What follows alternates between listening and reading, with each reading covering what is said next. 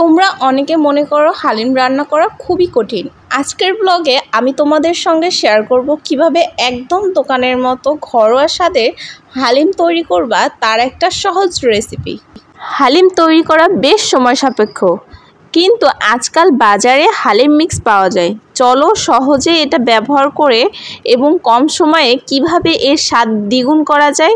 এক packet Halim mix, তারপর সাথে নিয়ে নিয়েছি গরুর মাংস, পেঁয়াজ কুচি, কাঁচামরিচ কুচি, শসা কুচি, আর সাথে নিয়েছি দুটো লেবু।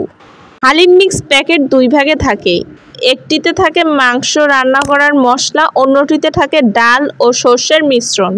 ডাল ও সর্ষের মিশ্রণটি একটি পাত্রে 2 কাপ গরম পানি দিয়ে সেটার মধ্যে ডাল ও সর্ষের মিশ্রণটি ভিজিয়ে রাখতে হবে কমপক্ষে 20 মিনিট।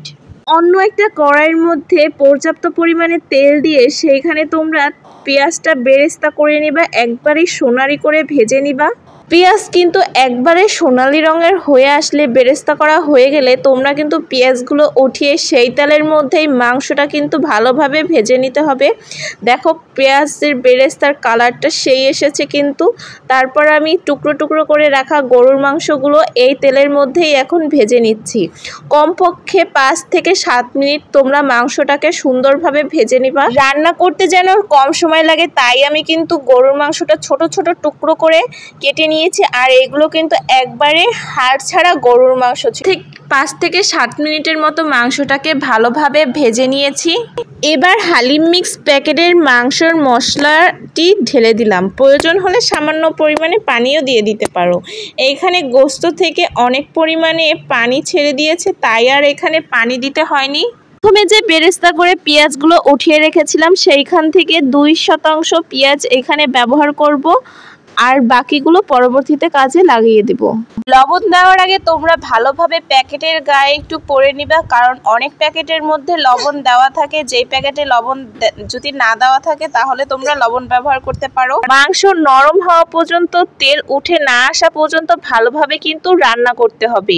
মাংস নরম হয়ে আসলে ভিজিয়ে রাখা ডাল ও সর্ষের মিশ্রণটি সরাসরি রান্নার মাংসের মধ্যে ঢেলে দিতে হবে। ডালের মিশ্রণ দেওয়ার পর ভালোভাবে নাড়তে হবে, আর দেখতে হবে যাতে দলা পেকে না যায়, বারবার নাড়তে হবে। এবার পরিমাণ মতো পানি অ্যাড করে দিচ্ছি। হালিম ঘন হতে পারে তাই শুরুতেই জল বেশি দিতে হবে, তারপর ভালোভাবে অনবরত নাড়তে থাকতে হবে। তারপর চুলা কিন্তু মাঝারি আঁচের করে দিয়েছি যেন পাত্রের তলায় না লেগে যায়। তারপর অনবরত আবার নাড়তে থাকছি। আস্তে আস্তে কিন্তু হালিমের টেক্সচারটা একবারে ঘন হয়ে আসবে।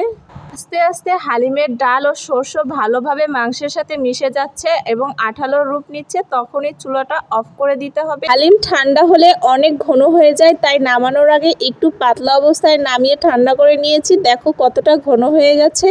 তারপর এখানে শসা কুচি, কাঁচামরিচ কুচি, তারপর পেঁয়াজ বেরেস্তা, এগুলো আর কি সব কিছু দিয়ে ডেকোরেশন করে নিলাম। এখানে তো অনেকেই আদাও ব্যবহার করে, আমি আদা আর রসুনটা অ্যাভয়েড করেছি, এটার কাঁচা ঘ্যাস আমি সহ্য করতে পারি না। তোমরা চাইলে ব্যবহার করতে পারো যারা পছন্দ করো। এই তো তৈরি হয়ে গেল মজাদার হালিম। অনেক মজা হয়েছে। আশা করি এই সহজ রেসিপি তোমাদের কাজে আসবে। বাড়িতে অবশ্যই একবার হলে তৈরি করে দেখো। কথা দিচ্ছি এর স্বাদে তোমরাও মুগ্ধ হবে। আর আমার মতো তোমরাও কি হালিম খেতে পছন্দ করো তা কিন্তু কমেন্ট বক্সে জানাতে একবারেই ভুলবে না।